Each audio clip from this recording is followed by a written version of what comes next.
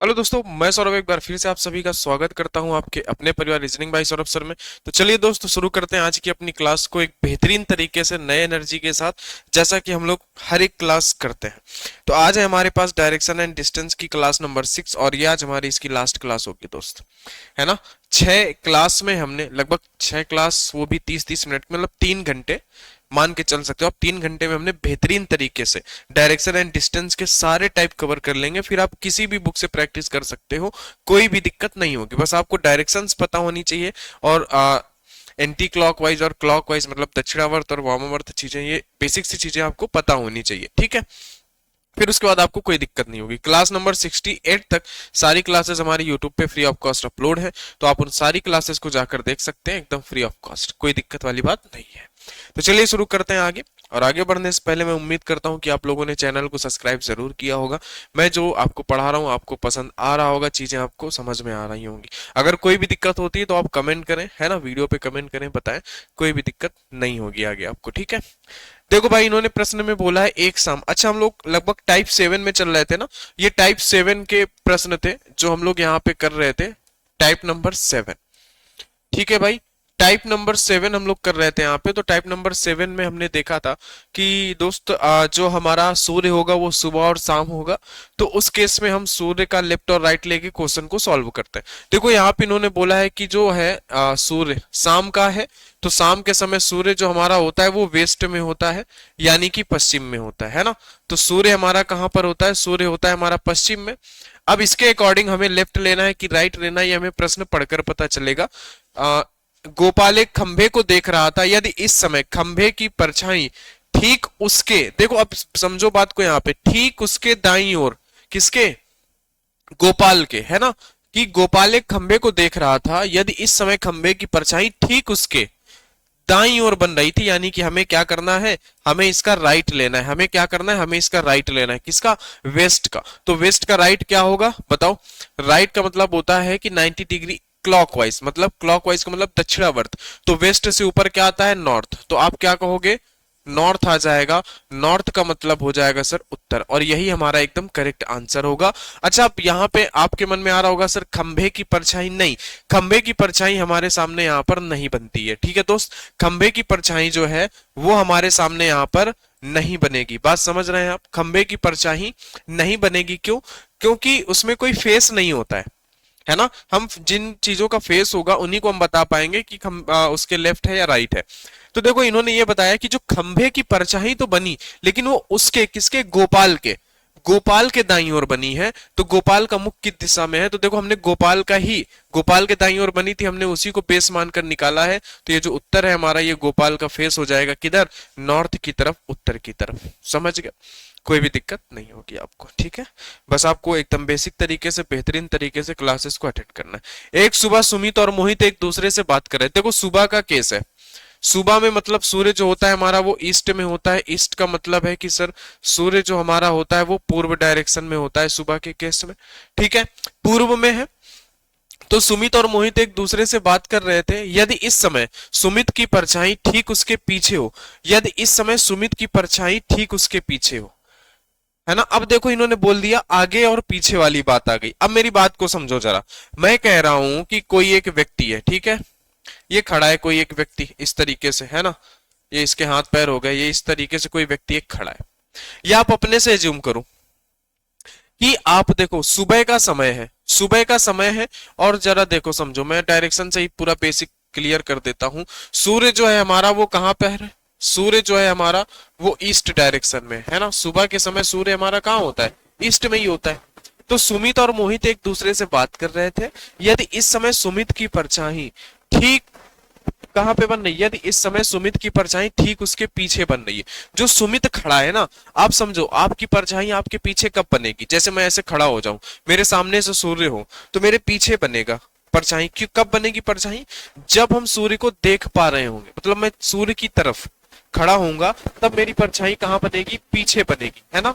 और मेरी परछाई मेरे सामने कब बनेगी, मेरे आगे कब बनेगी, जब सूर्य पीछे होगा। यानी जो रोशनी का सोर्सेस होगा, एक तरीके से कहें कि जो प्रकाश पड़ रहा होगा हमारे, अगर मेरे सामने से प्रकाश पड़ रहा है तो मेरी परछाई पीछे बनेगी। यानी मैं उस लाइट की तरफ, जैसे मैं कहूँ यहाँ पे कुछ लाइटें लगी हैं, मैं इस लाइट को देख रहा हूँ तो मेरी परछाई पीछे बन रही है। इसका मतलब सूर्य की तरफ मैं, मतलब मैं मान लूं इसको कि सूर्य है तो मैं सूर्य की तरफ फेस करके खड़ा हूं, है ना। अगर परछाई मेरी पीछे बन रही, अगर परछाई मेरी आगे बनेगी मतलब ये जो लाइट है या जो सूर्य है वो मेरे पीछे है। समझ गए बात को कि नहीं। तो अगर सुमित की परछाई पीछे बन रही है, अगर इसकी परछाई इसके पीछे बन रही है इधर, अगर इसकी परछाई इधर बन रही है तो इसका मतलब इसका फेस किधर है, इस सुमित का फेस किधर है। आप कहोगे कि सर सुमित जो है ना वो सूर्य की तरफ चेहरा करके खड़ा है, यानी इसका जो फेस है वो किधर है दोस्त, इसका फेस है ईस्ट की तरफ, है ना।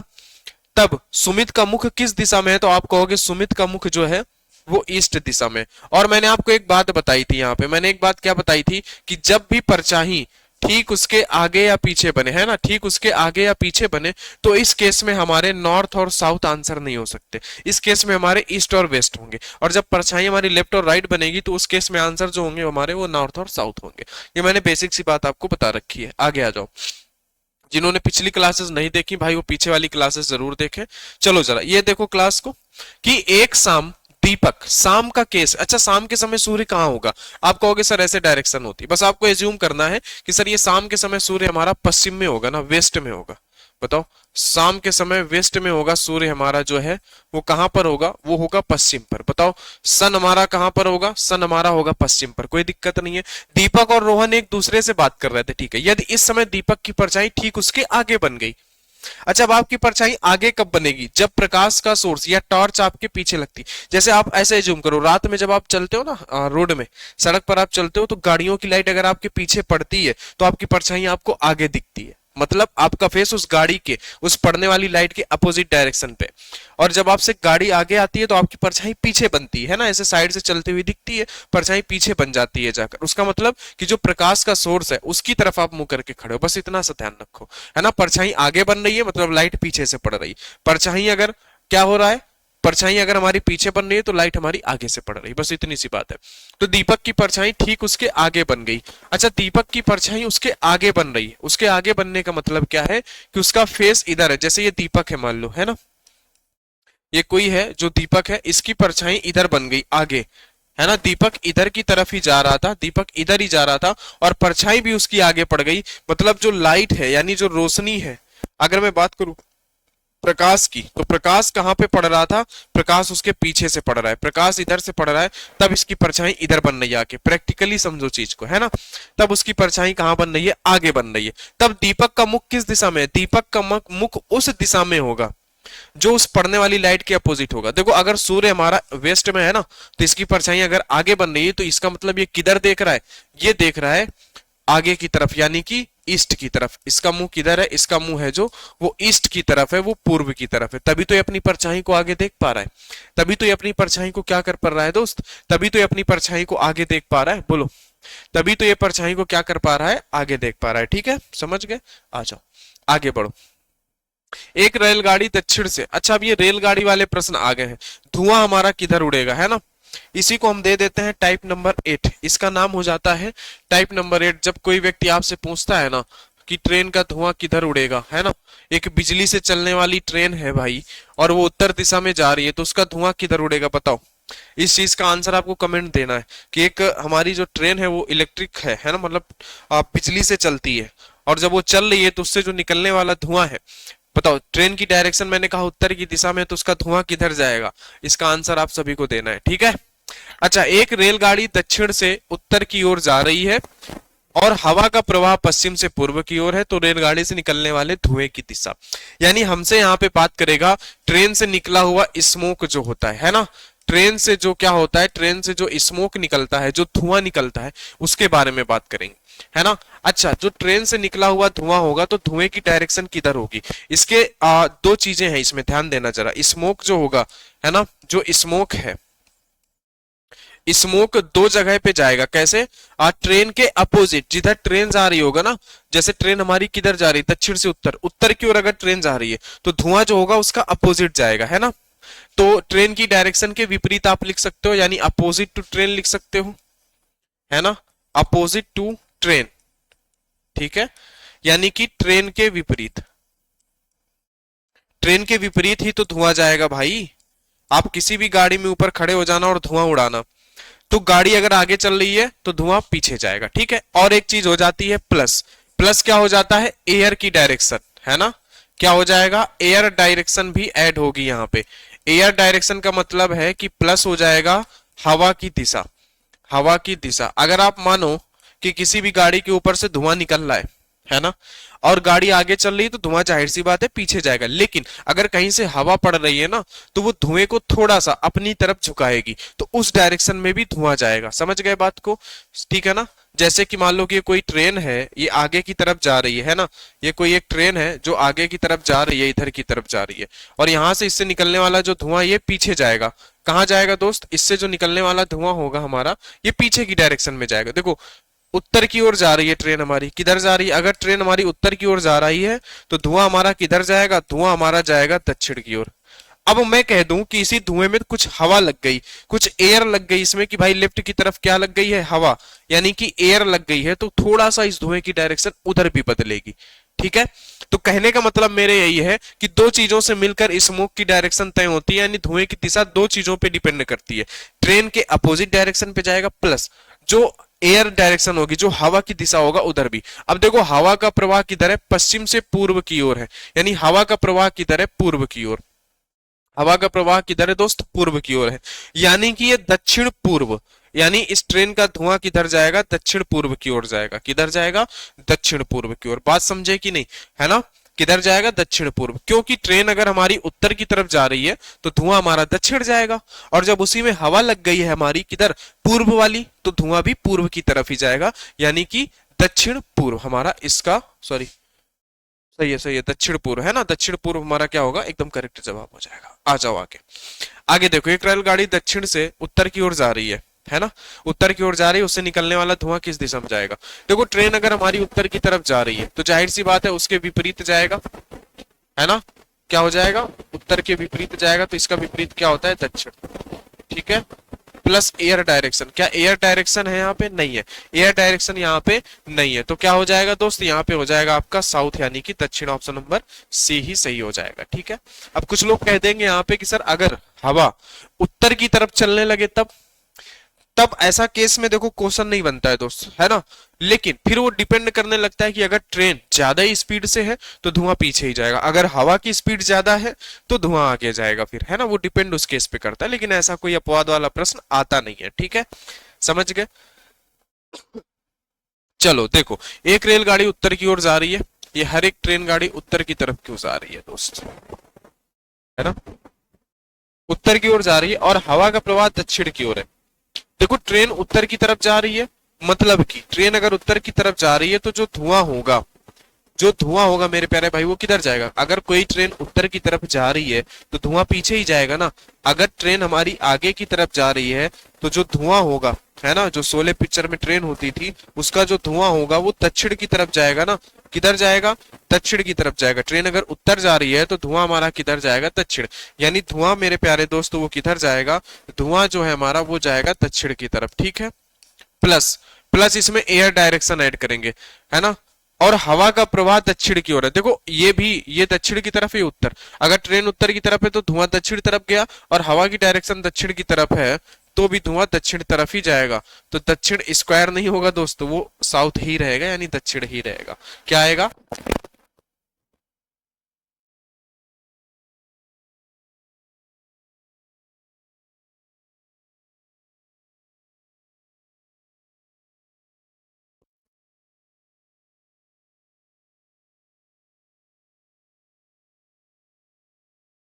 ये मत कर देना कि उत्तर की तरफ ट्रेन चल रही है तो धुआं दक्षिण तरफ, ट्रेन खड़ी है, धुआं कहीं नहीं जाएगा, धुआं अब उधर ही जाएगा जिधर हवा चलेगी।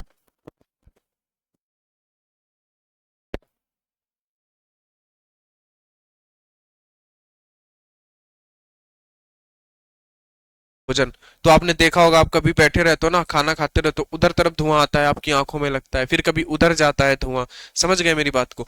तो अगर कोई चीज खड़ी है और उससे धुआं निकल रहा है, तो वो फिर एयर डायरेक्शन पे डिपेंड होगा कि किधर हवा चल रही है हमारी, है ना। तो हवा का प्रवाह पूर्व की ओर है, अगर हवा का प्रवाह पूर्व की ओर है तो हमारी धुआं भी किधर जाएगा, धुआं भी पूर्व की ओर जाएगा। अगर हवा का प्रवाह पूर्व की ओर है तो धुआं भी किधर जाएगा दोस्त, धुआं भी जो है हमारा वो पूर्व की तरफ ही जाएगा। किधर जाएगा?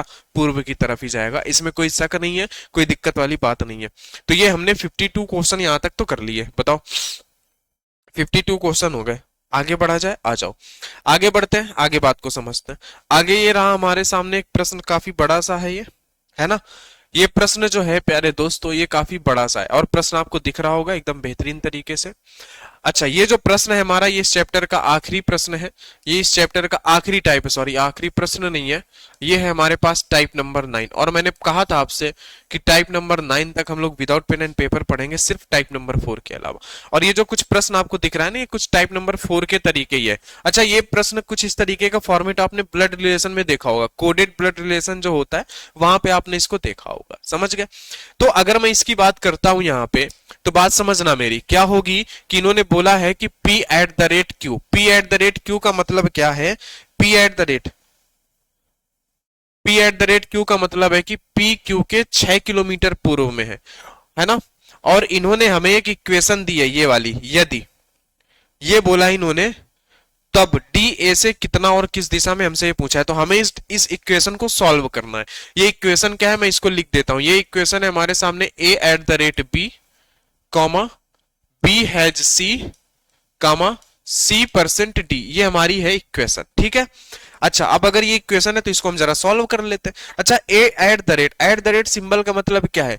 पी क्यू के 6 किलोमीटर पूर्व में है। तो अगर मैं P की जगह A लिख दूं, Q की जगह B लिख दूं, तो इसका मतलब क्या हो जाएगा कि A B के 6 किलोमीटर पूर्व में है। जो A है वो B के 6 किलोमीटर पूर्व में है, तो मैंने यहाँ पे B लिख दिया। और ए जो हो गया वो 6 किलोमीटर किधर हो गया, 6 किलोमीटर ईस्ट डायरेक्शन में हो गया, पूर्व में हो गया। ठीक है। आगे बी हैज सी, हैज का मतलब क्या है कि क्यू पी के 4 किलोमीटर उत्तर में। अब बात को समझो, इन्होंने उल्टा लिखा है। देखो यहाँ पे पी और क्यू लिखा है, पहला और दूसरा, लेकिन यहाँ पे इन्होंने दूसरा पहले लिखा है, पहले वाले को बाद में। तो यहाँ पे भी आपको वैसे ही पढ़ना पड़ेगा, यानी कि दोस्त मेरे ऐसे करना पड़ेगा कि इस क्यू की जगह ये दूसरा वाला आएगा सी, पी की जगह जाएगा पी। ये बहुत कॉमन सी चीज, ये मैंने ब्लड रिलेशन में भी आपको बताया था कि आगे जो सिंबल है P and P has Q, ये आगे भी पी और क्यू, देखो यहाँ पे पी और क्यू लिखा था, यहाँ पे भी पी और क्यू सीक्वेंस में लिखा, लेकिन यहाँ पे उसने बदल दिया। यही चीज आप एग्जाम में गलत कर देते हो जल्दबाजी के चक्कर में, है ना। तो जरा देखो यहाँ पे कि इन्होंने बोला है कि क्यू पी के 4 किलोमीटर उत्तर में है, यानी कि इसका मतलब है जो सी है ना, वो बी के, सी जो है वो बी के 4 किलोमीटर उत्तर में है। उत्तर का मतलब ऊपर है कौन? सी।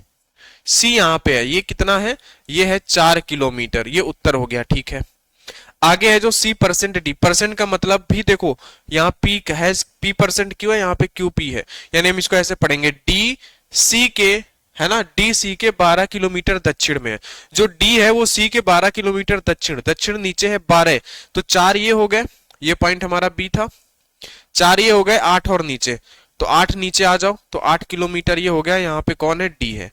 ठीक है, क्योंकि यहां पे हम रखेंगे डी को और यहां पे रखेंगे सी को, तो डी सी के 12 किलोमीटर दक्षिण में है। समझ गए? बहुत प्यारा सा प्रश्न था। तब इन्होंने आपसे पूछा है डी ए से कितना और किस दिशा में है। मैंने आपसे कहा था कि हम एक एरो चलाते हैं इस केस में, तो चलो दोस्त हम एक एरो चला देते हैं यहाँ पे, है ना। अब देखो जरा, इस एरो को चलाते हैं, तो एरो आप यहां से चलाओगे इधर की तरफ ऐसे, क्योंकि ए से डी की पूछा है ना। डी जो है वो ए से किसके साथ से जुड़ा है? ए के साथ। तो जिसके साथ से जुड़ा होता है उसी के साथ हम काम करते हैं। ए से पूछा है ना, तो हम ए से कैलकुलेट करेंगे, ये हमारे लिए इंपॉर्टेंट होता है। जिसके साथ से या का जुड़ा होता है हम उससे रिलेशन बताते हैं। तो ए से किस दिशा में? आप कहोगे नीचे है, साउथ की तरफ। किधर है? वेस्ट की तरफ, तो साउथ वेस्ट, ये तो हमारा डायरेक्शन आ गया, यानी कि दक्षिण पश्चिम। दक्षिण पश्चिम हो जाएगा और ये आंसर हो जाएंगे गलत। अच्छा, दक्षिण पश्चिम बस एक ही ऑप्शन था, तो टिक ही कर दो, कोई दिक्कत ही नहीं है। वैसे अगर आप निकालना चाहो डायरेक्शन तो निकाल सकते हो। ये 6 है, ये 8 है ना। 8 अट्ठे 64, 64 और छछरंग 36, 64 और 36 कितना हो जाएगा, ये हो जाएगा 100, 100 बाहर आएगा तो ये आएगा 10, तो ये वैसे भी 10 आए, और ये देखो ये 10 था ही, है ना। बस दक्षिण पश्चिम से ही हमारा क्या आ गया आंसर। तो बस मेरे प्यारे दोस्त, बस ऐसे ही आपको यहाँ पे क्या करना है, बस एक फिगर बनाना है, इसको भी बना लो फटाक से। हमारी ये डायरेक्शन इन्होंने, सॉरी ये इक्वेशन दी है इन्होंने, इन्होंने बोला है कि आर हैज एस, है ना, और T eight the rate S, फिर उन्होंने बोला है यू परसेंट टी, ठीक है, यू परसेंट टी, कोई दिक्कत नहीं है, हम कर लेंगे। आ जाओ, देखो प्यार से, प्यार से बातों को समझो, प्यार से भावनाओं को समझो, आ जाओ। अब इन्होंने बोला है कि आर हैज यस, हैज का मतलब क्या है, हैज का मतलब है पी हैज क्यू, का मतलब है क्यू पी के 12 किलोमीटर दक्षिण में, क्यू पी के, देखो उल्टा लिखा है उन्होंने चीजों को, कैसे लिखा है दोस्त, उल्टा लिखा है उन्होंने चीजों को, है ना, क्या लिखा है, उल्टा। यानी कि इन्होंने ये बोला है कि क्यू जो है ना, क्यू पी के, तो हम यहाँ पे क्या पढ़ेंगे, एस, हम उल्टा पढ़ेंगे एस आर, है ना, हम यहाँ पे लिखेंगे एस और आर, ये कॉमन सी बात है, आप समझ रहे होंगे कि यहाँ पे सीधा बोल के यहाँ पे उल्टा लिखा, तो हम भी उल्टा पढ़ेंगे। एस आर के 12 किलोमीटर दक्षिण में, एस जो है वो आर के 12 किलोमीटर दक्षिण में है, तो मैंने अगर कहा कि अगर आर मेरा यहाँ पे है तो 12 किलोमीटर नीचे दक्षिण में कौन है, एस है, ये कितना है सर, ये है हमारा 12 किलोमीटर, कितना है, 12 किलोमीटर है, ठीक है, कोई दिक्कत नहीं है। अब देखो P एट द रेट, अब इन्होंने बोला था T eight the rate S, T eight the rate S का मतलब यहाँ पे देखो P एट द रेट का मतलब क्या है, पश्चिम में, कितना, P Q के 6 किलोमीटर पश्चिम में, देखो इसको सीधा सीधा ही पढ़ना है, मतलब जो T है वो S के, T S के 6 किलोमीटर पश्चिम में, S के पश्चिम किधर होगा, इस तरह, कितना, 6 किलोमीटर, तो ये कितना हो गया, ये हो गया 6 किलोमीटर, ये कौन हो गया, T, ठीक है, आ जाओ आगे। परसेंट, पी परसेंट क्यू का मतलब है पी क्यू के 8 किलोमीटर उत्तर में, सीधा सीधा पढ़ना है, सीधा सीधा, यानी कि यू टी के 8 किलोमीटर उत्तर में, उत्तर का मतलब ऊपर, कितना, 8 किलोमीटर, तो ये हो गया 8 किलोमीटर हमारा, ठीक है। अब इन्होंने पूछा क्या है जरा, u के सापेक्ष s कौन सी दिशा में है, अच्छा u के सापेक्ष, ये कौन हो गया, ये u हो गया, अच्छा u के सापेक्ष s कौन सी दिशा में, देखो u के सापेक्ष s नीचे की तरफ है, इधर, है ना, ये हमने एरो चलाया तो किधर आया, नीचे की तरफ आया, यानी u के सापेक्ष किधर है, नीचे, नीचे होने का मतलब है साउथ, और इधर साइड झुके होने का मतलब है लेफ्ट साइड, राइट साइड होने का मतलब है ईस्ट, तो उत्तर, सॉरी दक्षिण पूर्व, दक्षिण पूर्व है क्या, दक्षिण पूर्व बस एक ही ऑप्शन में था, दक्षिण पूर्व बस एक ही ऑप्शन में था। अच्छा अगर आपसे इन्होंने बोला है कि इसको भी कैलकुलेट करो, तो नहीं बोला ना, इन्होंने नहीं पूछा, ठीक है, बस इन्होंने डायरेक्शन ही पूछी है, दक्षिण पूर्व, तो हमारा आंसर क्या आ गया, सी नंबर आ गया, दक्षिण पूर्व, कोई दिक्कत नहीं। बस ये टाइप नंबर 4 के तरीके ही था, एक्चुअल में ये कैसा था, एक्चुअल में अगर मैं आपको बताऊं तो ये टाइप नंबर 4 के तरीके ही था, कैसा था, टाइप नंबर 4 के तरीके ही था। आ जाओ, अब इसको, इस चैप्टर का आखिरी प्रश्न एकदम आसान सा, रवि नदी के किनारे खड़ा है, रवि जो है वो नदी के किनारे खड़ा है और बढ़िया से मजा ले रहा है नजारे का, और उसकी पीठ नदी की तरफ है, नदी में एक पत्ता उसके बाएं से दाएं बह रहा है, आप मान लो कि आप, मैं खड़ा हूं, मेरे पीछे से कोई नदी बह रही है, और उसमें पत्ता जो है, पत्ता जो है वो उसके बाएं से दाएं, ये बात जरूरी है, उसके पत्ता जो है वो बाएं से दाएं, मतलब जो पत्ता है सर वो बाएं से आता है मेरे, और इधर दाएं से निकल जाता है, बाएं से आता है दाएं से निकल जाता है, बात समझो, ऐसे, ऐसे ही है, ये बायां है, ये दायां मान लो, है ना, या मान लो कि आप इसी को लेफ्ट मानते हो तो ये लेफ्ट है, ये राइट है, ठीक है, ऐसे अगर मैं सीधा खड़ा हूं तो ये लेफ्ट, तो बाएं से आता है और दाएं की तरफ निकल जाता है, यानी ऐसे आता है ऐसे निकल जाता है, यानी नदी कैसे बह रही है, हमें यह पता चला कि नदी बाएं से दाएं बह रही है। यदि नदी का प्रवाह उत्तर से दक्षिण की ओर है, नदी जो हमारी बह रही है वो कैसे बह रही है, उत्तर से दक्षिण की ओर बह रही, अब ये बात हमारे लिए क्या हो गई, ट्रिपिकल हो गई। क्यों ट्रिपिकल हो गई, ये इसलिए ट्रिपिकल हो गई, ट्रिपिकल नहीं हुई वैसे हमारे लिए, हमें क्या ही दिक्कत है, हमें बताने में तो आसानी है, हमें बताने में मेरे प्यारे भाई कोई दिक्कत वाली बात नहीं है ना। देखो हमने कहा कि जो नदी का डायरेक्शन है वो कैसे है, उत्तर से दक्षिण है, ऐसे है, ऐसे है, ये उत्तर है और ये दक्षिण है, मैंने बस इतना ही बोला प्रश्न में, इन्होंने इतना ही बोला कि नदी का जो प्रवाह है वो उत्तर से दक्षिण है, कुछ ऐसे, ये हमारी कौन है, ये नदी है, और नदी में कोई एक ऐसे पत्ता पड़ा हुआ है जो बह रहा है ना, नदी में कोई एक पत्ता है जो इस डायरेक्शन पे बह रहा है, उत्तर से दक्षिण, है ना, बाएं से दाएं। अच्छा अब मुझे बताओ, नदी का प्रवाह उत्तर से दक्षिण है, तब रवि का मुख किस दिशा में है, अच्छा, रवि का मुख उस दिशा में होगा, वैसे होगा कि जैसे मान लो कि मैंने कहा ये उत्तर है, ये दक्षिण है ना। अब देखो ये हमारा लेफ्ट में होना चाहिए क्योंकि बाएं से दाएं बह रही है, तो ये बाएं में कब होगी, जब उसका फेस किधर होगा बताओ, उसका फेस किधर होगा मेरे प्यारे भाई बताओ। आप कहोगे अगर मैं इधर उसका फेस कर दूंगा तो ये मेरा तो राइट डायरेक्शन में हो जाएगा ना, ये गलत बात है। फेस मुझे इधर करना पड़ेगा तब उसका लेफ्ट इधर होगा। तो मतलब कि उसका फेस किधर है, आप कहोगे कि उसका फेस जो है वो ईस्ट डायरेक्शन में। एकदम कॉमन सा आसान सा प्रश्न था, है ना, ईस्ट में पूर्व में। ठीक है, आप समझो मेरी बात कि ऐसे है, ऐसे है, समझे बात, कि नदी जो है वो बाएं से ऐसे आ रही है, दाएं में बह जा रही है, मैं ऐसे खड़ा हूं। ठीक है, अगर मैं ये बाएं में है और इन्होंने बोला है कि बाएं में जो है आपके वो उत्तर है, अगर मेरे बाएं में उत्तर है और मेरे इधर दाएं में दक्षिण है, ये उत्तर हो गया, ये दक्षिण हो गया, तो अगर मैं बायां घूमूंगा, अगर मैं ऊपर देखूंगा तो रवि का फेस किधर होगा, अगर मैं ऐसे ऊपर घूमूंगा तो रवि का फेस होगा, तो रवि का फेस लेफ्ट में घूमे तो ऊपर की तरफ क्या हो गया, दक्षिण, वो हो गया, सॉरी ये ईस्ट हो गया, पूर्व हो गया। ठीक है, समझ गए, बस बेसिक सी बात थी, इस फिगर से आपको क्लियर हो जाएगा। तो ये रहा हमारे इस चैप्टर का आखिरी प्रश्न और इस चैप्टर से अब हम विदा लेंगे। अब आगे हम एक नया चैप्टर पढ़ेंगे और बेहतरीन तरीके से पढ़ेंगे, जो कि हमारा चैप्टर होने वाला है सिटिंग अरेंजमेंट। और सिटिंग अरेंजमेंट में जो भी आपको दिक्कत है ना, वो सब दिक्कत आपकी दूर हो जाएगी, कोई भी दिक्कत नहीं रहेगी। मैं इस तरीके से पढ़ाऊंगा आपको, सिटिंग अरेंजमेंट की सारी प्रॉब्लम खत्म हो जाएगी। जैसे कि मैंने डायरेक्शन एंड डिस्टेंस में शायद ही अब किसी को कोई डाउट होगा, जो शुरू से क्लास नहीं देख रहा होगा उसी को डाउट होगा, जो शुरू से देख रहा है उसको 1% का कोई डाउट नहीं होने वाला है। ठीक है, तो चलिए मिलते हैं फिर आपसे नेक्स्ट क्लास में। क्लास अच्छी लगी लाइक करिए, चैनल को सब्सक्राइब कर दीजिएगा दोस्त, जिससे हमें थोड़ा सा मोटिवेशन मिलता है। तो चलिए मिलते हैं नेक्स्ट क्लास में, तब तक के लिए आप सभी को बहुत बहुत धन्यवाद।